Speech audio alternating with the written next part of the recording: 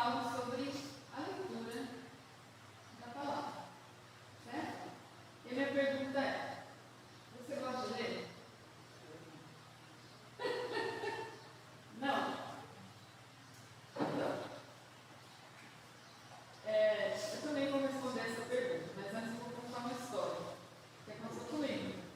Eu sou professora de língua portuguesa e uma das minhas batalhas, eu digo assim, é fazer os meus alunos lerem. E é difícil? Quem gosta de ler? Não é? E molecada então, porque tem um monte de coisa melhor para fazer, né? Aí um dia eu estava na sala de aula e um aluno me perguntou, ele falou assim, professora, você gosta de ler? Ele perguntou meio que sabendo a resposta, né? Porque eu falei assim para ele, não, eu não gosto. Aí ele falou assim, se espantou, né? Ele falou assim, mas como assim? Você está sendo com um livro na mão? Quando você para de falar, de explicar, você senta até no livro? Eu falei, então, eu não gosto de ler. Eu gosto de saber das coisas. Eu gosto, assim, eu não gosto de ficar horas, né? De ficar lendo, você tem que ficar ali, parada, em silêncio, né? Olhando umas letrinhas lá, concentrada, né? Virando páginas. Chato? É muito chato. Aí ele ficou assim, né? Como que a professora é louca, né? Então, ler é um ato solitário, silencioso, que demanda tempo e esforço. Porque além de você dispor de tempo, você tem que ficar raciocinando. Concatenando as ideias, imaginando, lembrando, tomando nota, muitas vezes consultando os dicionários, né? Porque muito você sabe. Então, é chato e desgastante. Mas o primeiro eu faço feliz da vida. Por quê? Porque eu gosto de aprender, eu gosto de saber das coisas. Não tem outro jeito. Esse é o meio para eu chegar no fim. Né? E o que eu quero falar hoje é sobre a leitura da Bíblia. Vocês viram que eu li 2 textos que falam, mas tem muitos outros que falam sobre a leitura da palavra, na palavra, né? E o quanto ela é importante. Eu já tinha falado para vocês, né, que eu ia trazer uma tabela, daí por conta do esquecimento,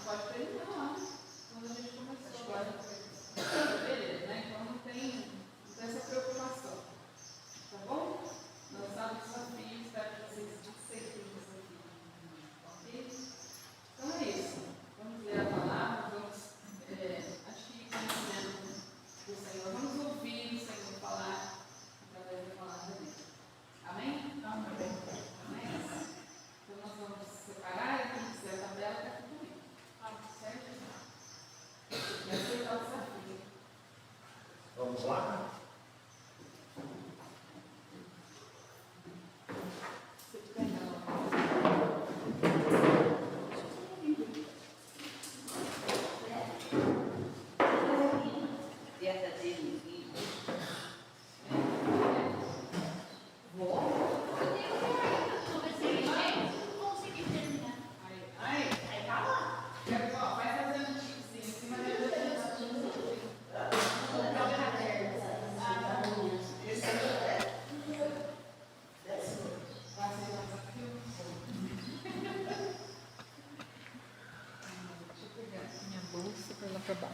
Vamos lá.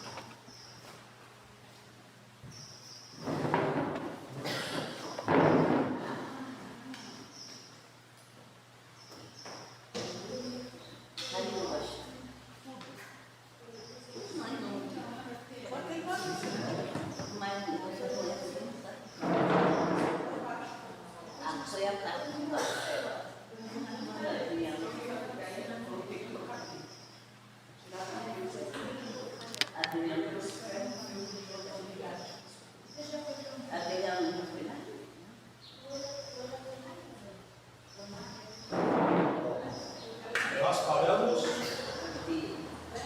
estamos falando sobre o quê? Sobre o livro de Mateus, capítulo 5. Nós começamos as bem-aventuranças, Sermão da Montanha. Então, e Deus foi tão tremendo que eu pedi uma confirmação para Deus sobre o pastor Rubens, que vocês vão conhecer hoje à noite. E eu falei para Deus, Deus, eu gostaria que tu me confirmasse sobre a vinda deste pastor. E lancei um desafio a Deus. Como assim, irmão? Você lança desafio a Deus? É correto? Posso fazer isso? O que você mais acha? Tem alguns homens na palavra, na Bíblia, que lançaram desafios a Deus.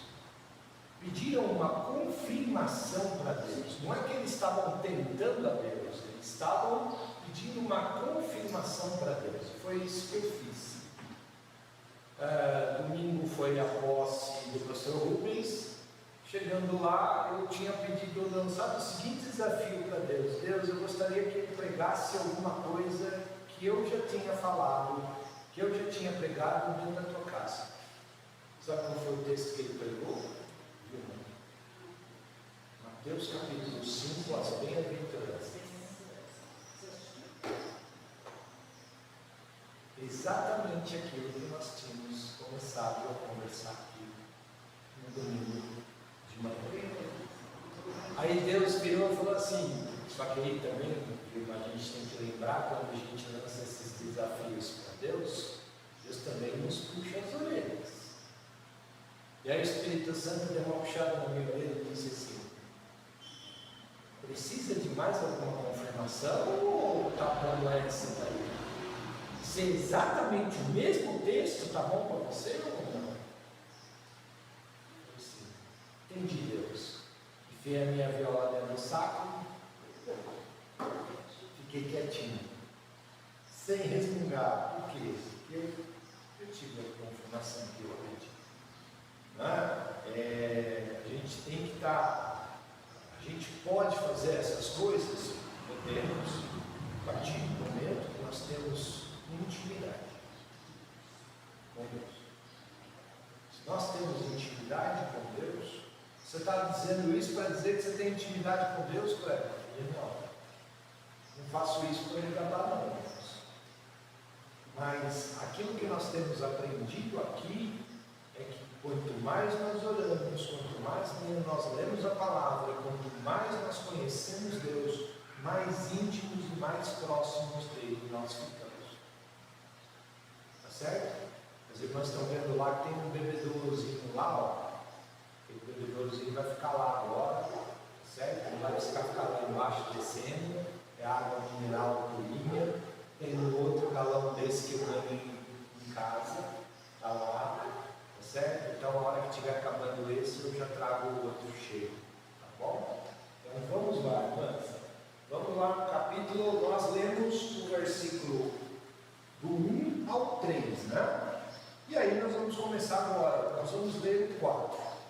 Quão abençoados são os que planteiam, porque serão confrontados, serão confortados. Na versão de vocês está consolados, no meu está confortados.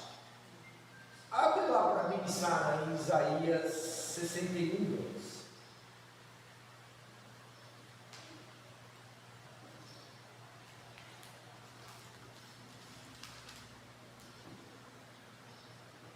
Ele me enviou para anunciar que chegou o tempo em que o Senhor salvará o seu povo, que chegou o dia em que o nosso Deus se vingará dos seus inimigos. Ele me enviou para consolar os que choram. Para consolar os que choram. De quem Isaías está falando? Ele me enviou para consolar os que choram. Ele falou assim: bem-aventurados que choram. Nossa, ser bem-aventurado por chorar. Porque geralmente a gente coloca o choro, o pranto, na verdade, com dor, com tristeza. Mas eu posso chorar de alegria? Posso. E muitas vezes. E eu lembro que até o pastor domingo, quando ele estava pregando, ele falou assim: irmão, vocês vão perceber que eu sou meio chorão. Eu falei: olha, eu confesso para os irmãos, para as irmãs, que eu tenho um pouco de dificuldade de chorar. E uma vez eu falando para Deus, eu falei assim: Deus, eu tenho um pouco de dificuldade de chorar. E isso é uma falha? Não. Isso é uma... Chorar é bom? É. Jesus chorou. Jesus chorou.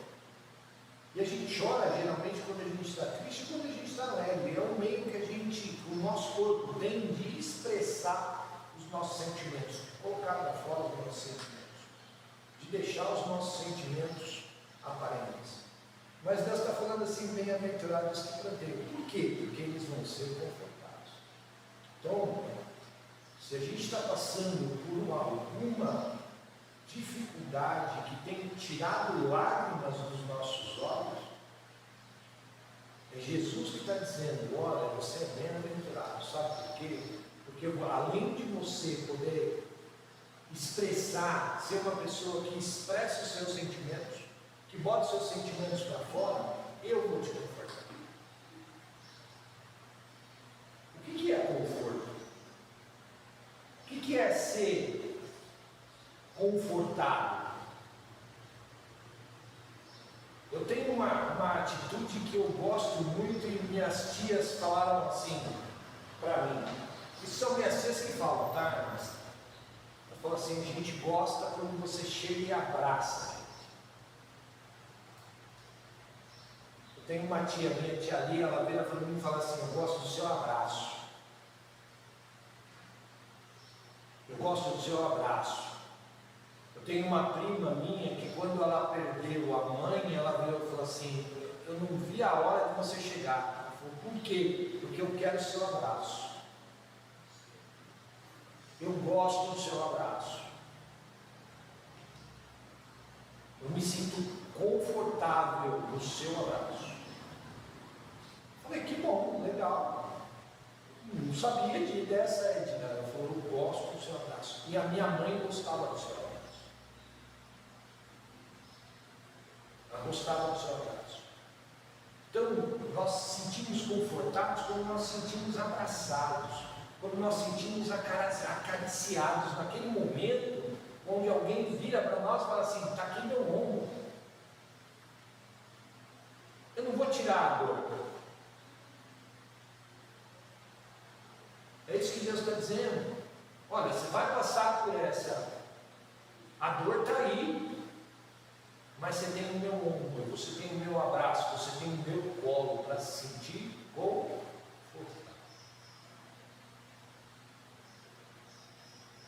Se tem um lugar, uma coisa que eu não gosto de frequentar, é enterro mesmo. Não gosta. E velório. Eu não sei como agir.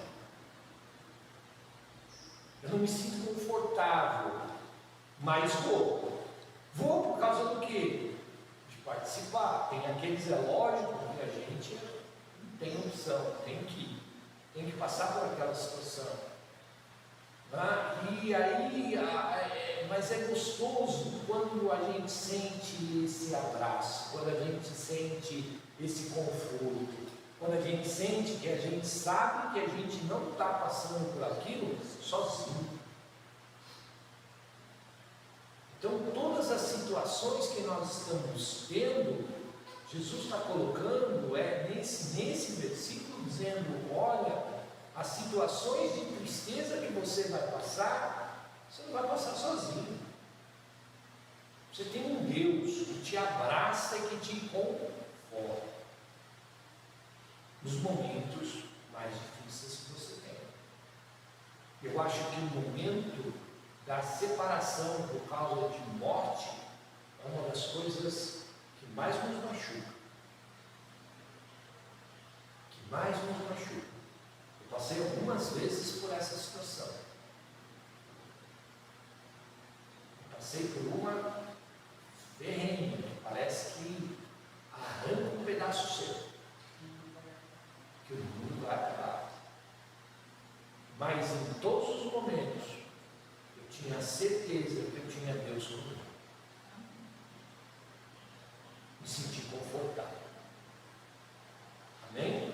Tudo bem? Dúvidas em relação a essa bem-aventurança? Mas não seria mais fácil Deus arrancar, não permitir que eu tenha que passar por alguma situação que eu vá chorar?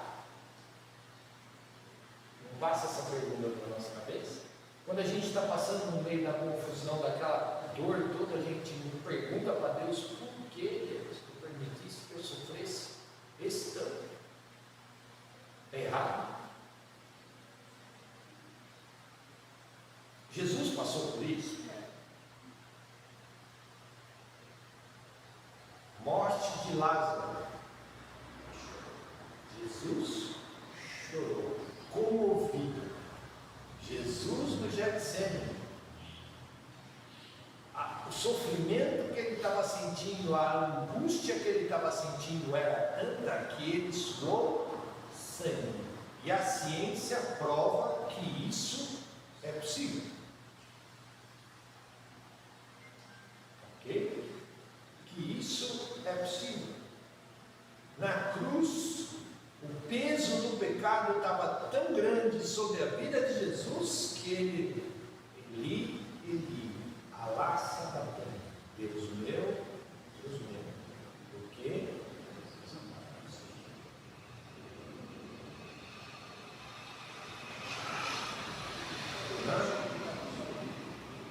Não. Pecado faz o que com Deus? Separação. E nós não podemos esquecer que Deus vela para cumprir a sua palavra. E o peso dos nossos pecados estava sobre Jesus. O peso do pecado da humanidade toda. O que deve ter acontecido? E nós não podemos esquecer que Deus estava vendo o Filho na cruz, levando o meu e o seu pecado. O sentimento que Jesus estava tendo de tanto sofrimento e de tanto peso era de desamparo. Nós não podemos esquecer que Jesus se fez homem. Então ele estava sujeito aos nossos sentimentos. Então era o sentimento de homem falando. Mas Deus não nos desamparou. Tanto é que quando Jesus fala essas frases e entrega o Espírito na mão de Deus, Jesus logo em seguida diz o quê? Pai, na tua mão entregue o meu Espírito. E aí Jesus expira, morre. para alguém que tinha dito momentos antes: Deus meu, por que me desamparaste? Logo em seguida ele fala: na tua mão entrego o meu espírito. Ele sabia que aquilo era o sentimento de um homem, porque logo em seguida ele entrega na mão de Deus. Se é alguém que eu sei, o sujeito aí me largou na mão, e logo em seguida eu falo: eu estou te entregando a minha vida na tua mão. É conflitante isso, não é? Então é o sentimento de um homem dizendo: Deus meu, por que me desamparaste? Quando Deus, na verdade, a gente vê que assim que Jesus entrega o seu Espírito, o que acontece com o véu do templo? Rasga. E Deus sentiu isso de tal maneira, porque acontece com a terra treme, acontece um grande terremoto, as trevas, ou seja, Deus está dizendo: viu, eu também não estou suportando essa situação. E Deus se manifestou. Através da natureza se manifestou. Quando nós lemos o livro de Apocalipse, por exemplo, nós vemos que quando Jesus voltar para governar, tem sinais que vão marcar a terra para sempre. Como, por exemplo, o Apocalipse descreve que Jesus descerá sobre o Monte das Oliveiras em Jerusalém. Você já esteve lá, você sabe como é que ele é. Não é um montezinho qualquer, não é um barranquinho. Ele é uma montanhazinha razoável, uma subidinha razoável. Mas Sara, a Bíblia diz que Jesus colocará os pés sobre o Monte das Oliveiras, ao ponto dele se fender em dois. Você já imaginou o tamanho do terremoto que vai chacoalhar a terra para dividir aquele monte em dois? As pessoas às vezes leem isso e não entendem. Só que o terremoto, ele pode ser local, ele é local, mas ele tem uma amplitude razoável, ele afeta tudo em volta. Então, estas manifestações é Deus se manifestando. Tudo bem? Quando nós lemos na palavra, a natureza grita pela tua vinda. Isso que nós estamos vivendo hoje é a natureza gritando, se agitando. Por isso que a gente está vendo esses temporais sem precedentes, enchentes sem precedentes, incêndios sem precedentes, terremotos nunca vistos antes. Não sei se vocês estão acompanhando aí a nevasca nos Estados Unidos e no Japão, matando não sei quantas pessoas por dia. Mas sempre teve, sempre teve, mas na escala que nós estamos vendo hoje, não.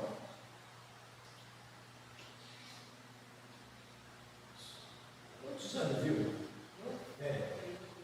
Nesses 42 anos, quantas vezes antes, há 5 anos atrás, aliás, vou reduzir esse tempo aí, até 3 anos atrás, você já tinha ouvido falar em ciclone no Brasil? Já tinha visto, não? Já tinha havido mesmo? Eu acho que você tem um pouquinho mais de idade do que a vida. Bem pouquinho. Né? E agora nós estamos vendo. O que é isso? É a natureza se manifestando.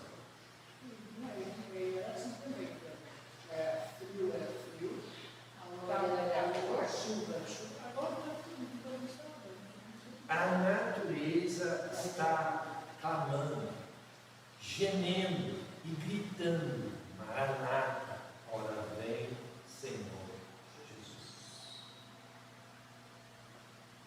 Certo? E aí depois nós vamos lá, versículo 5. Mateus 5, 5. Mateus 5, 5.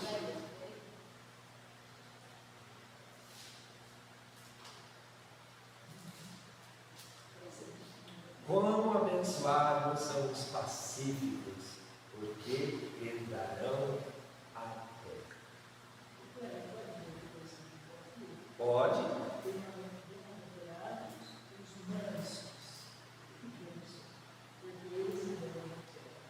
O que é ser manso e ser pacífico? Ser calmo. Agora, ser calmo significa. Não. Ser calmo significa não ter os seus momentos de explosão. Deus sim. Deus sim. Pode pelear, mas não pode se pecar. Existe diferença?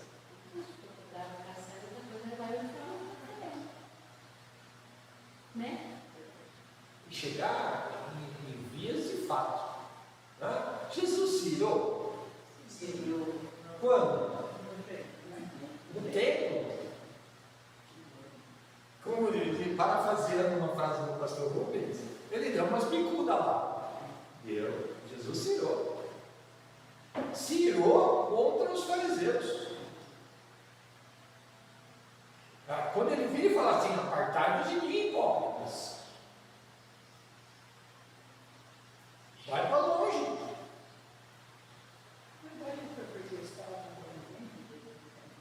Não só porque eles estavam vendendo para dentro do templo, mas porque eles estavam fazendo com o povo.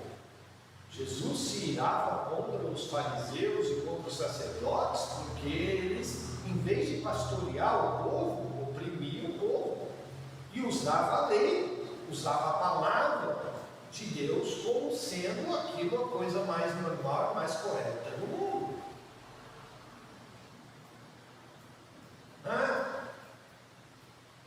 Então ele está dizendo, olha, mas bem-aventurados são os pacíficos. E ser pacífico não significa ser bom, ser bobo. Mas eu tenho os meus momentos? Tenho. Mas a partir do momento que eu vivo na explosão, sabe aquela pessoa que você dá medo de você falar com ela porque parece que ela morde? Aquela pessoa que está fechada, carrancuda o tempo todo. Aquela pessoa que você tem medo de chegar perto dela. Porque ela morde. Entendeu? De vez em quando eu brinco com a minha irmã. A minha irmã vira para mim e fala assim, muitas vezes, ela fala assim, você esqueceu que eu já fui sua funcionária. Porque minha irmã já trabalhou comigo. Ela falou, você já esqueceu que eu sou minha funcionária. Eu falei, mas eu saía mordendo o tempo todo? Ela falou assim, não. Eu falei, só quando necessário. Eu falei, só quando necessário. Mas o que ele está dizendo, aquelas pessoas raivosas, aquela pessoa que tem raiva da vida, tudo está ruim. Minha mãe, né? A minha irmã, nossa, gente, eu ia perguntar, que igreja mesmo chegava, eu olhava sozinha, eu perguntava uma coisa. Mas é bem, e eu falava, Mas logo quando eu conheci a sua irmã, a Zilda me apresentou ela e falou assim, cuidado com ela, porque ela não é mole não. Mas eu me dava bem com a Ruth. Eu conversava bastante com a Ruth. Ela virou e falou assim, vocês dois se entendem. Eu falei, a gente se entende. Por quê? Ele falou, cão bravo querendo morder cão bravo. Eu falei, não sou cão bravo. Eu não saio mordendo todo mundo. quando ela ficou ruim, quando ela ficou doentinha, ela ficou em casa, né? E os médicos, os meninos iam achar, ela tinha que ela trabalhava no centro de serviço, do Ruth, ela ficou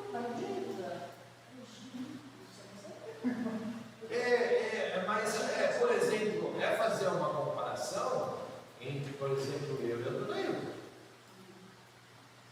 Vocês já imaginaram, por exemplo, a dona Hilda brava? Eu já imaginei Sara, sua mãe. Eu sei que eu não quis pegar.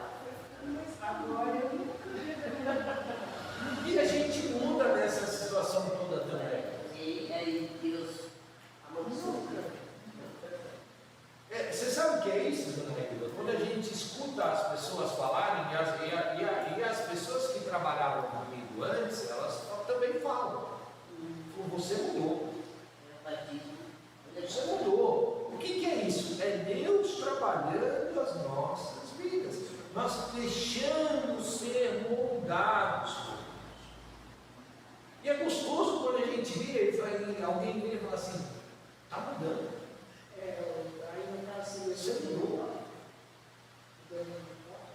Domínio próprio. Quando nós lemos lá, Jesus virando para Nicodemos e falando assim, Nicodemos, eu amo esse texto. Eu amo esse texto, e os irmãos já perceberam que eu cito bastante ele. Necessário vos é nascer de novo. Nicodemos, não dá para transformar, não dá para dar uma maquiagem. Você vai aprender tudo de novo, de uma nova forma. Então, quando as pessoas chegam para nós e dizem assim, quando eu estou falando nós, eu estou me colocando no meio.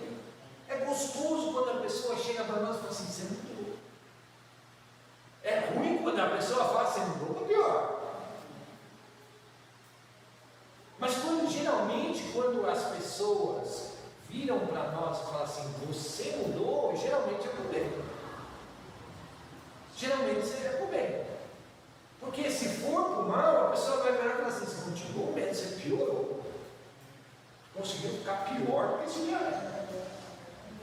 Não, mas quando Deus vira e fala assim, quando alguém chega e fala assim, você mudou, é sinal que Deus está trabalhando na tua vida de tal maneira que já está, é perceptível para as outras pessoas.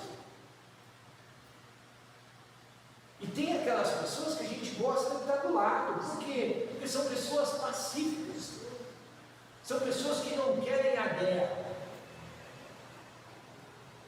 Mas você já viu que tem aquelas pessoas que gostam do confronto. Tem aquelas pessoas que gostam de brigar. Nós passamos por uma situação que eu me incomodava. Eu chegava à noite em casa, eu não conseguia dormir comigo mesmo. Porque eu era obrigado a partir do confronto. Só que aquilo não me deixava em paz. Aquilo roubava a minha paz. Por quê? Porque eu não gostava de ser daquela maneira. Não gostava da situação que estava acontecendo. Agora tem pessoas que não. É por isso que a minha diferença é com a minha irmã, sabe? As pessoas no escritório viram para ela e falam assim, quando ela chega feliz, alegre, legal e tal, está doente. Falam para ela, está doente, está bem, está com febre, está passando bem. Porque o natural dela é chegar mordendo. Entendeu? Começa a mudar isso. Tanto é que quando ela começou a mudar, foi aí que ela passou a ganhar convites, porque é um pé de boi. Trabalha muito bem, excelente profissional. Falei, mas quando você parar de morder as pessoas, quando você parar de, seu chefe tem que levar a coleira para te colocar numa coleira no escritório, senão você sai mordendo todo mundo. Falei, aí você vai começar a perceber que a sua carreira profissional dá. Por quê? Porque você fica mais temperado, você fica mais sossegado. E eu, ao passar do tempo, fazendo uma autoanálise da minha vida, eu percebi que o pavio vai aumentando. Vamos usar o exemplo de Moisés nessa história? Moisés chega lá, vê o egípcio maltratando o povo e tudo mais e tal, vai lá e pau. Já parte para a ignorância e mata o egípcio. Matou o egípcio. Depois nós vemos, 40 anos depois, nós vemos o mesmo Moisés no monte. E Deus vira para Moisés e fala assim, desce lá porque o teu povo fez um bezerro de ouro, está adorando o bezerro. Aí Moisés, com toda a calma do mundo, vira para Deus, fala assim: meu povo, seu, da qual eu também faço parte. Então, se você vai exterminar esse povo, tira o meu nome do livro da Bíblia, me extermina junto com ele, porque eu faço parte desse povo. Aí nós vamos ver o mesmo Moisés descendo no monte, sabe? Quando vê aquela balbúrdia toda, o que Moisés faz?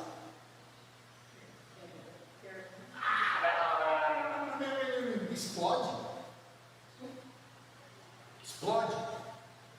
Quando Moisés, o povo começa a pesar na mente dele, ó, a gente quer água, a gente quer água, a gente quer voltar para o Egito, que não sei o que e tal. Deus vira para Moisés e fala assim: fala com a pedra.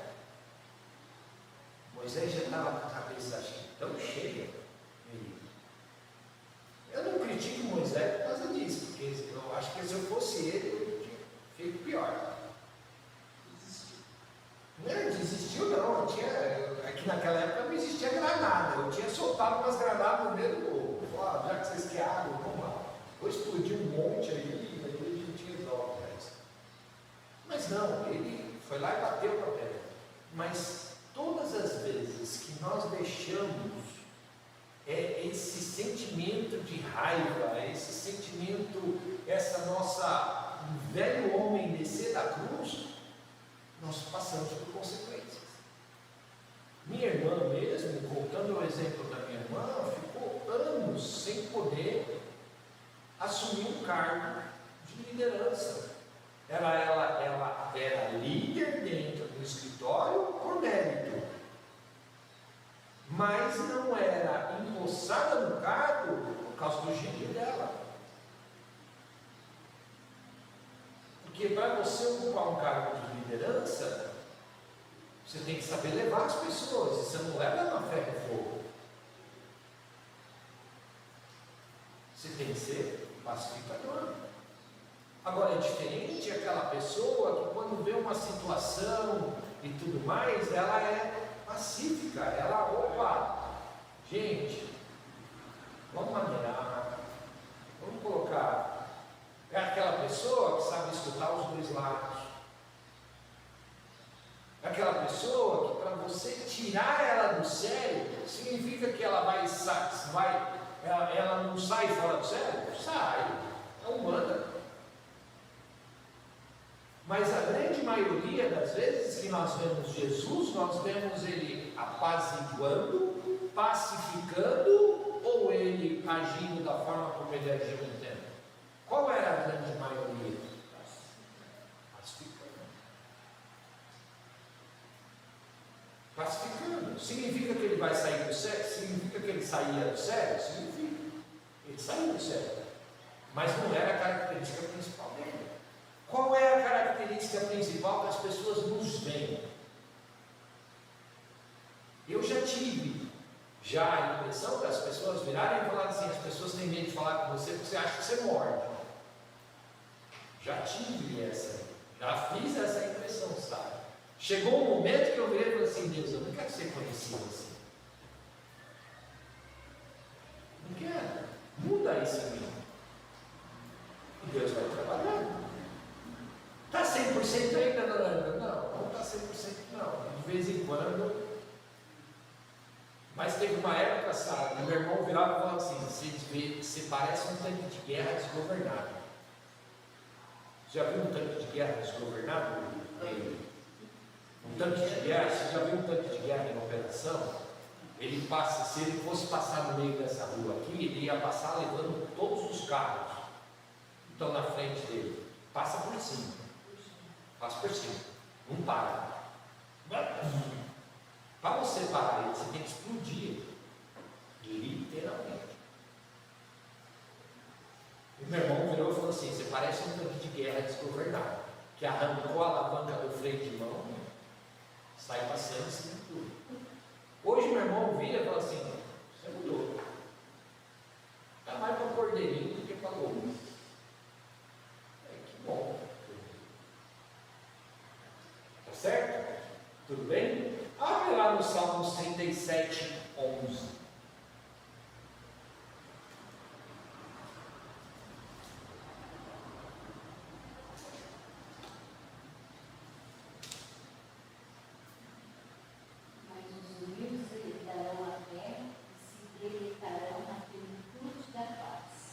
Vocês querem saber quem vai governar com Jesus aqui durante o milênio?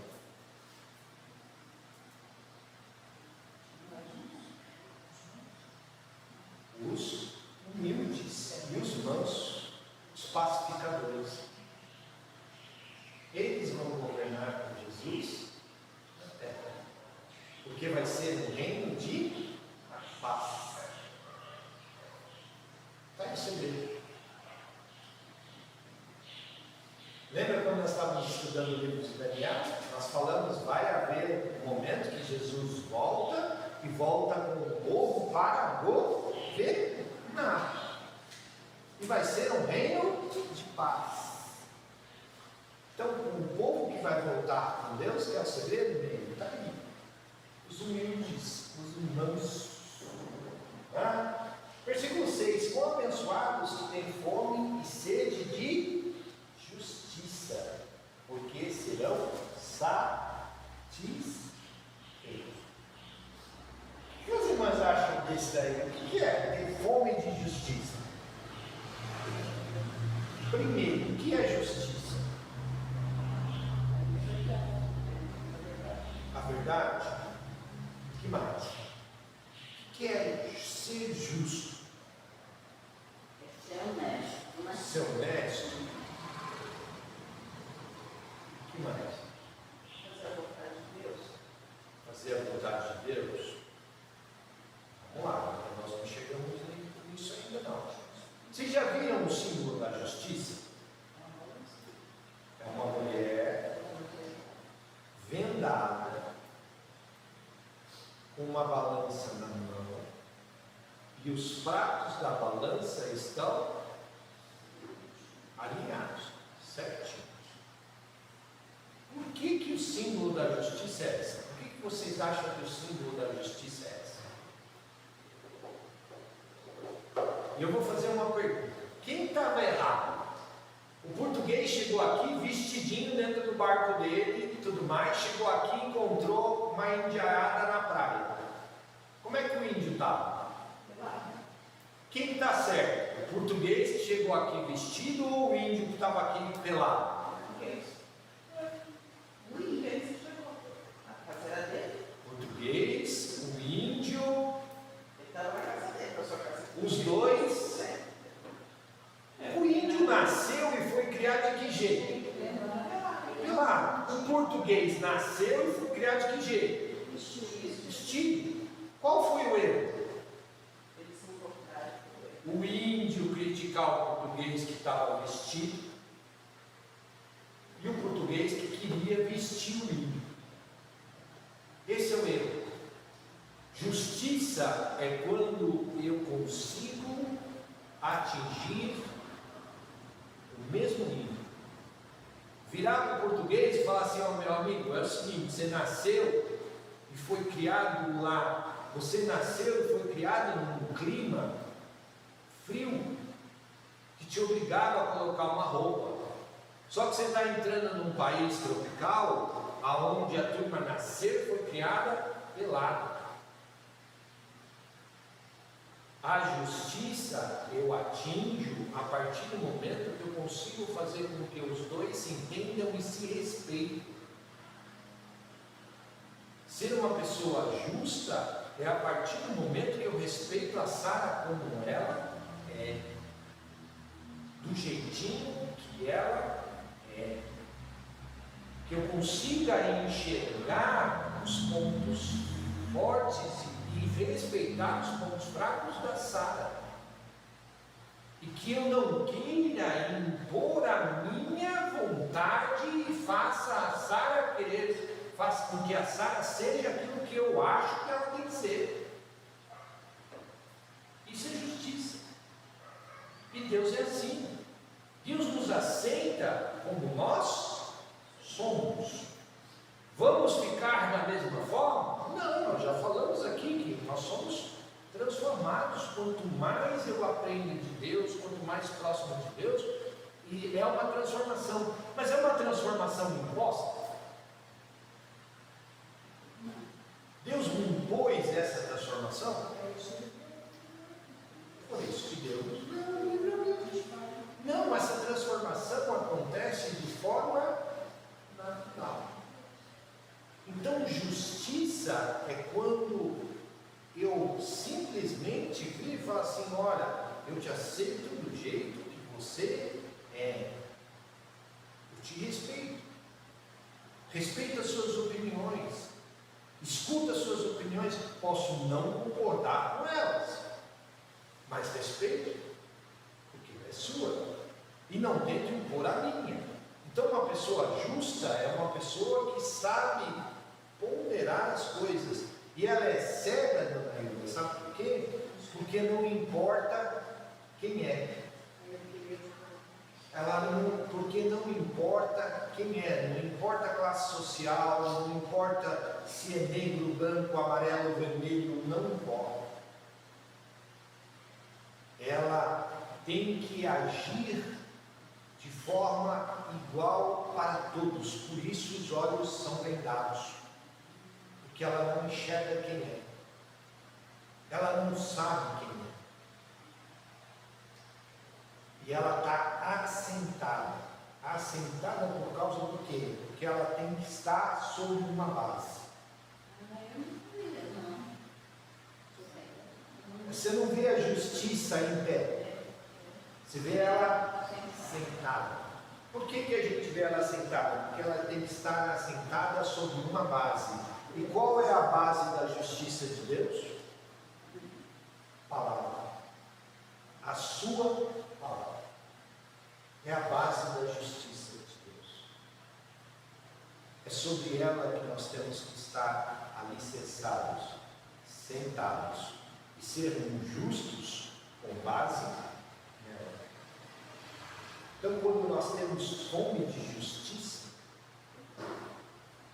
nós queremos que as coisas caminhem de forma correta e de forma igualitária para todos. Para todos. Nós não fazemos exceções de quem é. Né? Lembra da mulher que cometeu adultério? E os sacerdotes queriam pegar Jesus e iam comer. Aí eles levam a mulher que foi pega em adultério, joga ela numa praça pública, onde Jesus estava conversando com a multidão.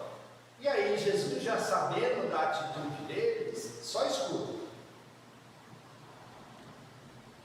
Olha, ela foi pega em adultério e a lei diz que ela tem que ser apedrejada e que não sei o que e tal, lá, e agora, Jesus?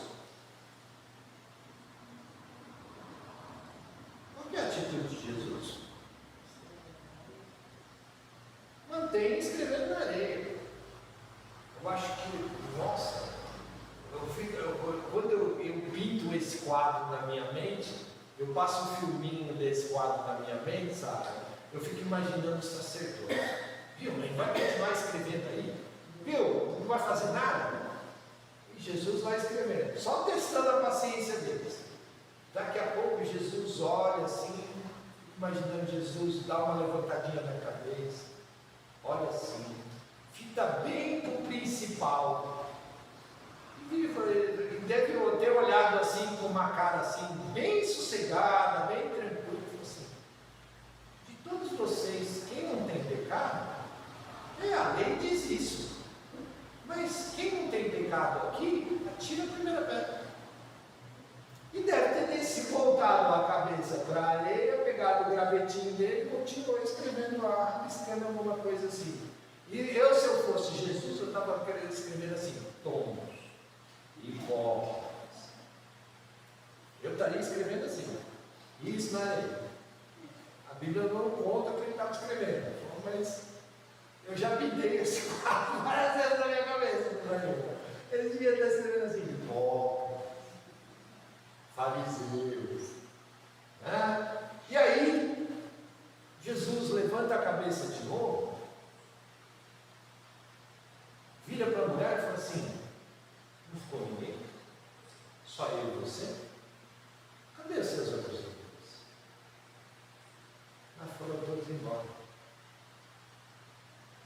e só permaneceu ele. O que Jesus estava dizendo? Eu sou o único que poderia te apedrejar. Mas eu não vou fazer. Vá, não peques mais. Perdoar os seus pecados. E eu, se eu fosse Jesus também, viu, irmã, tinha virado e falado assim, viu, ela está aqui, cadê o homem? Porque se ela foi pega em adultério, o homem também.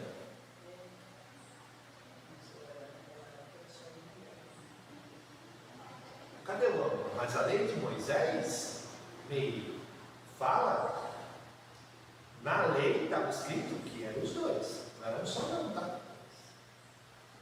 A hipocrisia era tanta que só a mulher era poluída, mas a lei, o rigor da lei dizia. Mas hoje ainda é assim, né? Como diz meu pai, o homem cai 10 vezes, levanta é o homem. Agora a mulher caiu, já é. Ou você muda de estado, ou você muda nem bairro de estado. Porque Então, e Jesus estava corrigindo nesse ato uma injustiça. Porque a justiça é para todos, a lei é para todos, não é só para ela. Jesus estava dizendo isso para aquela turma toda. Ah, tudo bem, a justiça é para todos. Então, quem não tem pecado, tira a primeira pedra. Porque a lei é para todos. Não só para ela, o homem que foi pego em adultério com ela também. E para todos vocês. Porque se ela merece a morte, vocês todos também. Isso é ser justo. Ser igualitário para todo mundo. Ou aqui no erro. Mas qual é o melhor? O rigor da lei ou a conversa?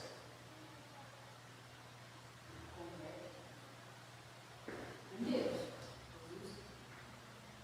Todos nós somos pais. Todos nós. Dona Hilda, a senhora fustigou o lombo da Sara?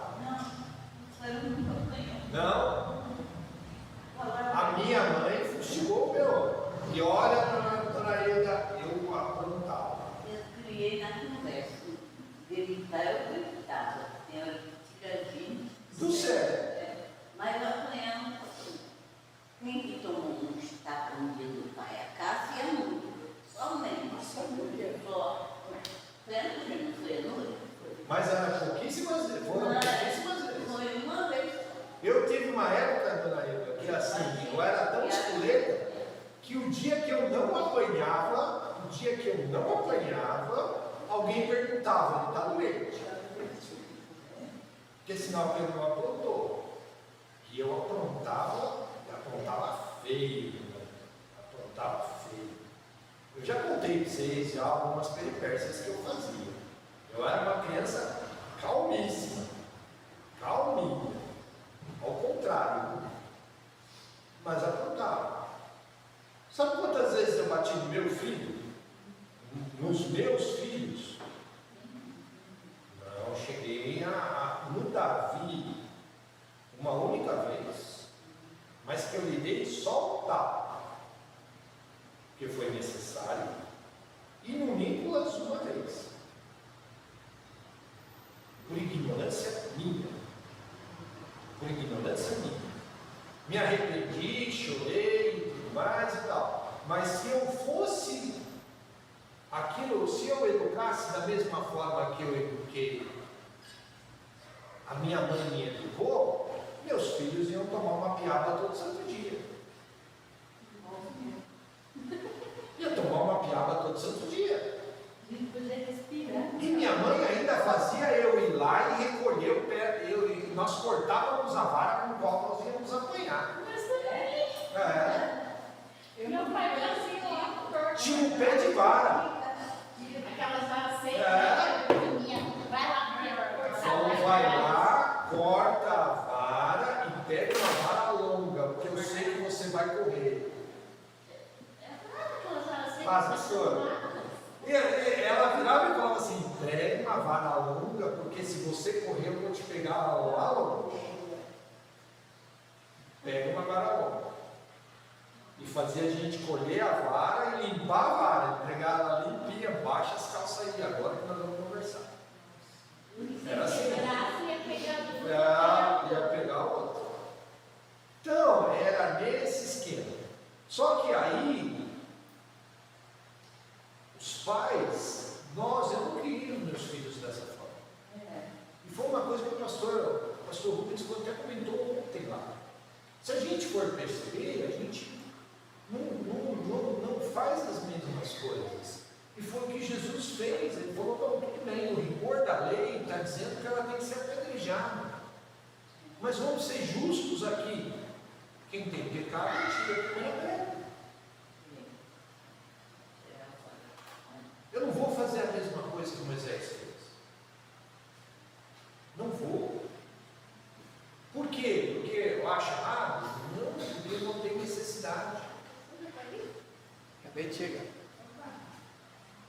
Tá certo? Kleber, mas assim, só para uma situação assim, tá, eu não fiz o que meu pai fez comigo, meus irmãos foram piores. Eu não falei que a gente tinha brinquedo, apanhava, ficava no milho, coisa de castigo, a gente ainda teve uma infância melhor. Aí você vê certas situações que a pessoa sofreu com a mãe, com o pai, aí você para. Hoje a pessoa faz o que faz, talvez faltou, mas dela é uma.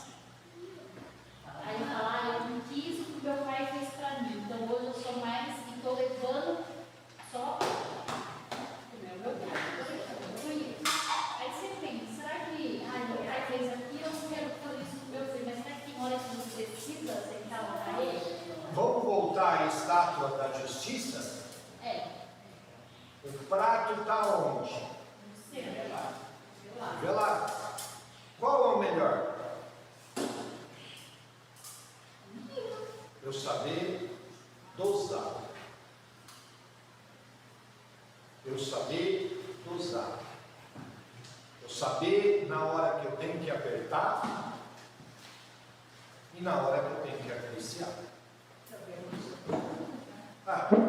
Foi o que Jesus fez.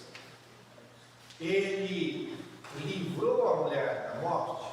Livrou. Mas o que ele respondeu para ela depois? Mas, olha, eu estou te livrando da morte, mas isso não exime do seu erro. Você precisa mudar. Você precisa ser corrigido. Deu para entender? Tudo bem. Eu falei para vocês que eu bati no Davi uma única vez. E ele ainda quis me levar para a delegacia por causa disso. Sabe o que eu fiz? Me levei. Você quer me denunciar porque deu um tapa na sua orelha? Beleza. E deu um tapa na orelha porque ele xingou a mãe dele. Deu um tapa na orelha dele porque ele xingou a mãe dele. E quando eu fui conversar com ele, falou: alto lá, rapaz. Assim funciona não. Vou te denunciar na delegacia. Eu falei: não seja por isso. Dei meia volta no carro e levei ele na delegacia. Olha lá, o delegado, ele veio aqui, só que sabe quem era o delegado? Um cara que era amigo nosso, meu e da mãe dele, que tinha trocado as fraldas dele, que tinha o mesmo nome que ele.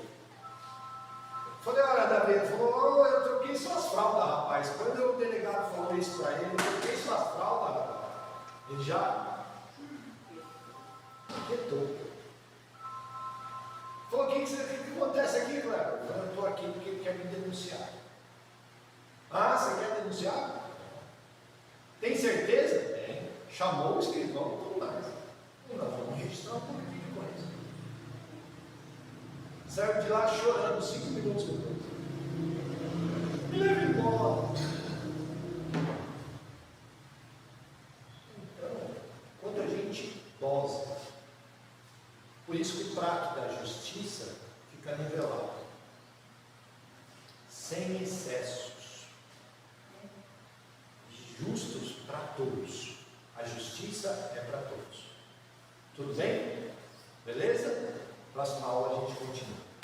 As bem-aventuranças. Amém?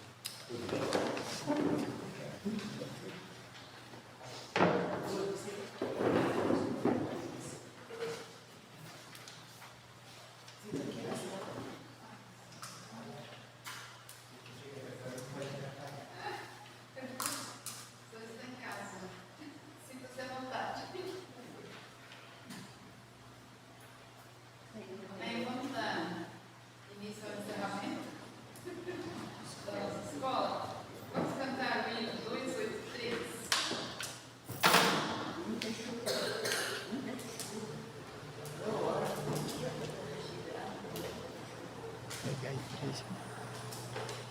283.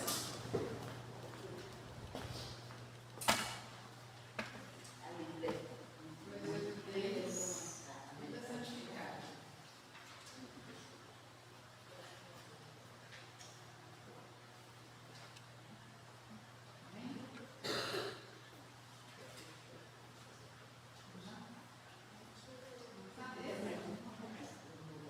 Para ser santo, tenho paz de tomar, como grande mestre, seu livro estudar, há de ensinar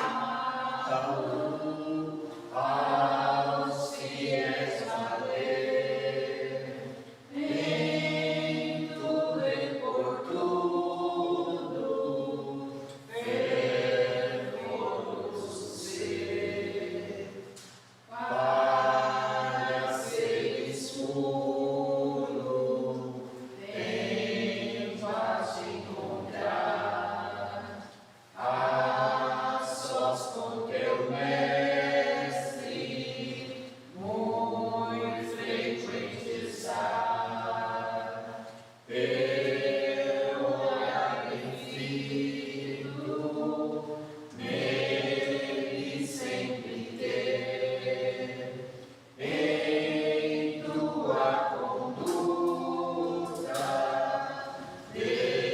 demonstrar poder, para seres forte, nem quase buscar, ser seguindo o mestre, junto de andar, no gozo ou tristeza,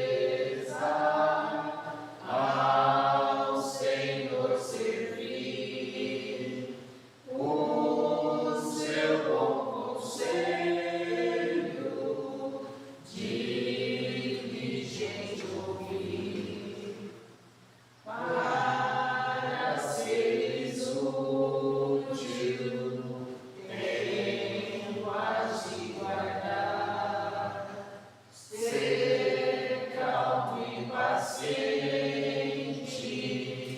em todo lugar, ter a sua graça, revelar amor, contente e submisso aos pés do Senhor. Amém. Pastor, Hoje, dia de Santa Ceia, né? E, não é. Hoje foi a semana passada. Hoje é dia de nós recebermos o pastor que está chegando para nos ajudar. E às 5 horas, a gente quer que todos para receber, nós vamos ter um boleiro. E a gente pede que quem puder vir, não falta Rubens, estagiário junto, tá? E a igreja está precisando que Deus envia alguém para consertar as coisinhas e enviou ele. Então vamos dar um apoio para ele, para chegar um pouco mais às 5 horas mesmo, porque ele vai sair às 6h30. A gente vai ter o confraternização, e eu vou ver se eu consigo fazer uma liturgia um pouco mais rápida, para acabar umas 6h20, depois de uns 10 minutos aí, tá bom?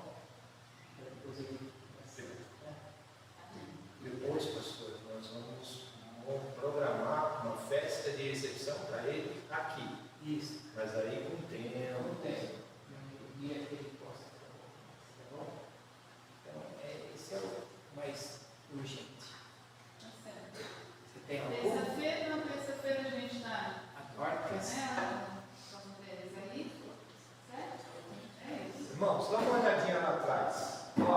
bonitinho, ó. Azulzinho, ok?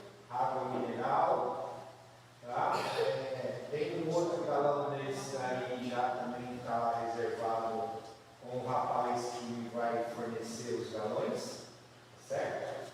Então, nós somos donos proprietários de 2 deles. Amém. Até a construção do banheiro.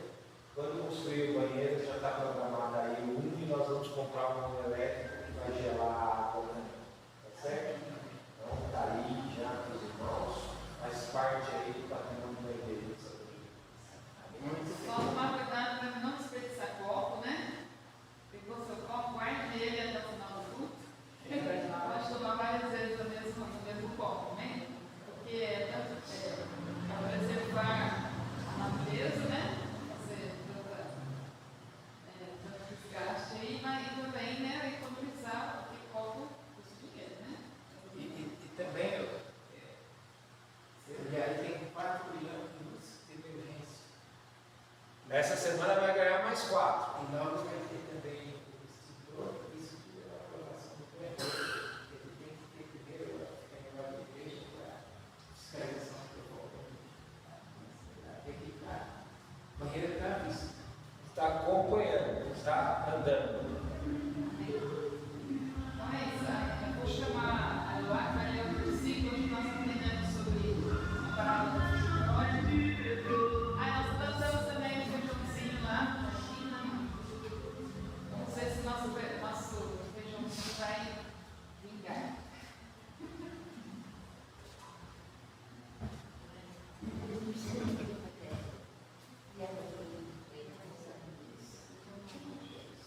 Baixa um pouquinho mais aí.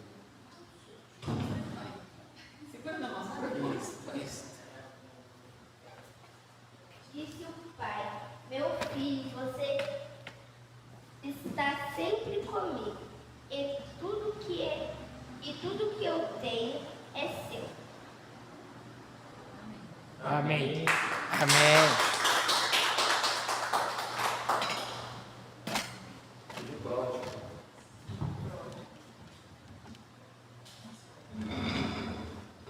Então vamos encerrar, nós vamos orar. Agradecer.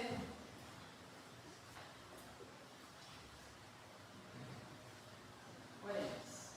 Senhor nosso Deus e Pai, agradecido seja o teu nome, Senhor, nós te agradecemos por esse tempo que podemos passar na tua casa, com os irmãos, aprendendo da tua palavra, louvando e bendizendo o teu nome, Senhor.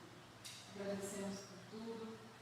Pedimos, Senhor, que continue conosco nesse dia, nos dando da tua graça, nos dando da tua presença, sempre conosco. Amém. Agradecemos pelo alimento que tu nos dá todos os dias. Agradecemos pelas mesas aqui representadas, que nunca falta o alimento sobre elas. Agradecemos porque o Senhor tem suprido as nossas necessidades, Deus.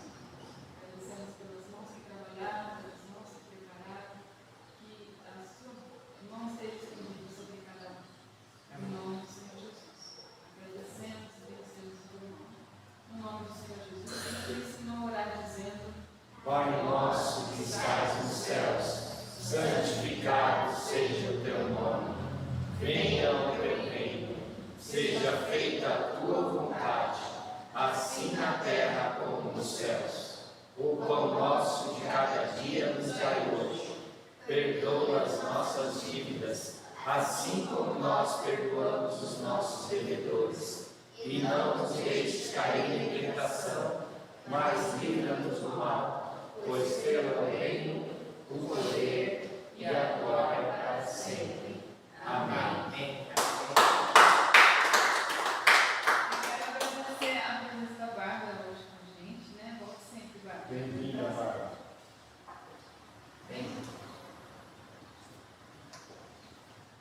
Pode desligar aqui?